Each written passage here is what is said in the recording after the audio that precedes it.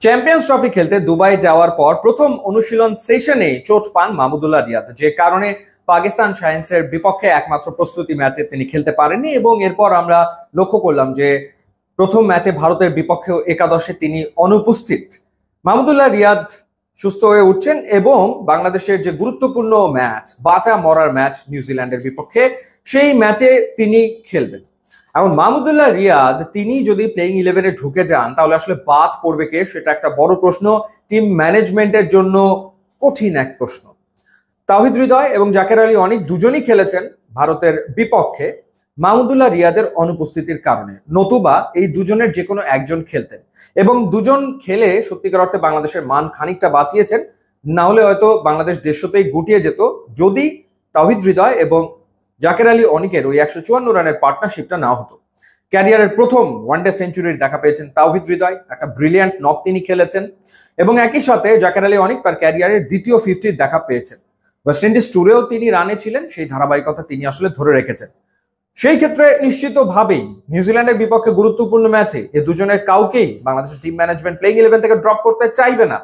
আবার মাহমুদুল্লাহ রিয়াদ, যিনি ওয়েস্ট ইন্ডিজের বিপক্ষে সবশেষ সিরিজে 3 ম্যাচে 3টাতেই 50 হাঁকিয়েছেন, কিংবা তার আগে আফগানিস্তানের বিপক্ষে দারুণ এক ইনিংস খেলেছিলেন, এবং তার যে অভিজ্ঞতা, নিশ্চয়ই মাহমুদুল্লাহ রিয়াদকেও বাংলাদেশ দল প্লেইং ইলেভেনের বাইরে রাখতে চাইবে না। তাহলে আসলে বাদ পড়বেটাকে? বাংলাদেশ বোলার কমিয়ে ফেলবে? সেটা তো সম্ভব না, কারণ বাংলাদেশ খেলছেই 5 জন বোলার নিয়ে। মাঝে মাঝে ষষ্ঠ বোলারের অনুপস্থিতি বাংলাদেশ বেশ ভালোভাবে অনুভব করছে, সুতরাং ওই ডিপার্টমেন্টে হাত দেওয়ার কোনো সুযোগ নেই।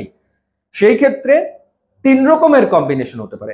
এক, বাংলাদেশ ওপেনিং একটা পরিবর্তন নিয়ে চলে আসলো, অর্থাৎ সৌম্য সরকার এবং তার সাথে তানজিদ হাসান তামিম, এই দুজনের থেকে একজনকে ড্রপ করা হলো এবং সেই জায়গাটাতে নাজমুল শান্ত ওপেনিং এ চলে গেলে মাহমুদুল্লাহ রিয়াদ প্লেইং ইলেভেনে ঢুকে যেতে পারে।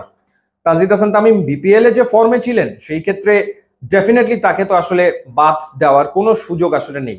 সৌম্য সরকারকে বাদ দেবে টিম ম্যানেজমেন্ট, সেই ভাবনায় যাবে, সেইখানে নাজমুল শান্ত ব্যাট করবেন ওপেনিং এ, সেটা কি হবে? সেটা একটা দিক।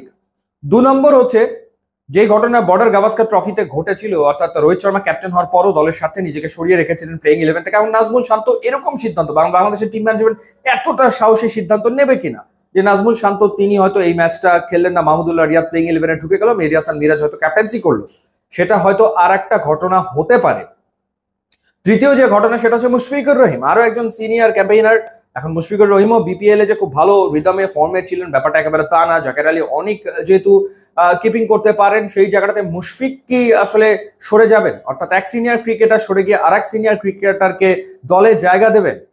এই 3টে ঘটনাই আসলে ঘটতে পারে, এই 3টের যে কোনো একটা ঘটতে পারে যদি মাহমুদুল্লাহ রিয়াদকে প্লেইং ইলেভেনের সুযোগ দিতে হয় নিউজিল্যান্ডের বিপক্ষে। কারণ নিশ্চিতভাবে বাংলাদেশকে খেলতে হবে আসলে 5 জন বোলার নিয়ে। তো সেই ক্ষেত্রে রিশাদ এবং রিশাদের সাথে মেহেদী হাসান মিরাজ, এই দুজনের পাশাপাশি 3 জন ফাস্ট বোলার, সেটার তো প্রয়োজন পড়বেই। এখন 3 জন ফাস্ট বোলারের জায়গাতে একজন ফাস্ট বোলার কমিয়ে আরেকজন স্পিনার ঢুকতে পারে, নাসুম ঢুকতে পারে, কিন্তু সেই জায়গায় নিশ্চয়ই মাহমুদুল্লাহ রিয়াদ তো আর ঢুকবে না, কারণ মাহমুদুল্লাহ রিয়াদ আসলে 10 ওভার বল করতে পারছে না বা পারে না।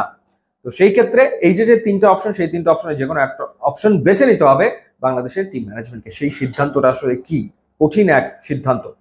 জানিয়ে রাখি যে চ্যাম্পিয়ন্স ট্রফি চলছে, আপনারা সবগুলো ম্যাচ বাংলা এবং ইংলিশ কমেন্ট্রিতে